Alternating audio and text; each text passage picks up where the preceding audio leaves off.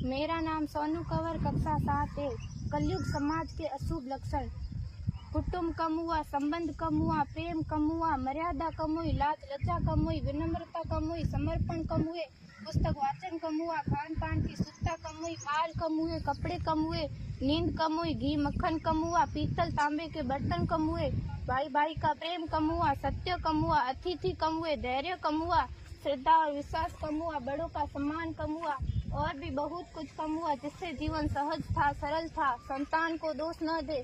बालक या बालिका को इंग्लिश मीडियम में पढ़ाया, अंग्रेजी बोलना सिखाया, बर्थडे और मैरिज एनिवर्सरी जैसे जीवन के शुभ प्रसंगों को अंग्रेजी कल्चर्स के अनुसार जीना ही श्रेष्ठ माना।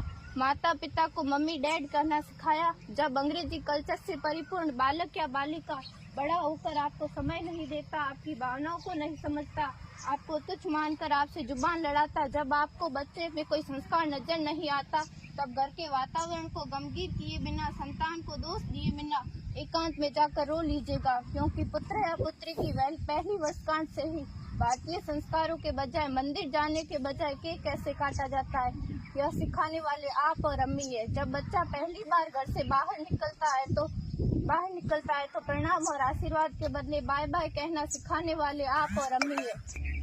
हम परीक्षा देने जाते समय इष्ट देव बड़ों के पैर छूने के बदले बेस्ट ऑफ लक कहकर परीक्षा भवन तक छोड़ने वाले आप और अम्मी है।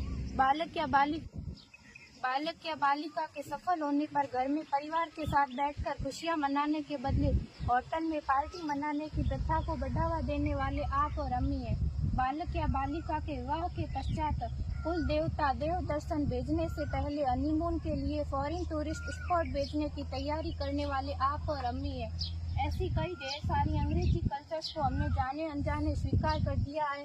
अब तो बड़े बुजुर्गों के पैर छूने में भी शर्म आती है। गलती किसकी? मात्र आपके माता और पिता की। अंग्रेजी अंतर्राष्ट्रीय भाषा है से काम का हेतु सीखना है, अच्छी बात है, लेकिन इसकी संस्कृति को अपने जीवन में उतारने की तो कोई बाध्यता नहीं थी। अपनी समृद्ध संस्कृति को त्याग कर नैतिक मूल्यों, मानवीय संवेदनाओं से रहित अन्य सभ्यताओं की जीवन शैली अपनाकर हमने क्या पाया? अवैध संबंध, टूटते रिश्ते, व्यसन युक्त धन, थके हारे मन, छल भरे रिश्ते, अनुशासनहीन संतानें, असुरक्षित समाज। एक बार विचार जरूर कीजिएगा कि संस्कारवान पीढ़ी क्यों आवश्यक है।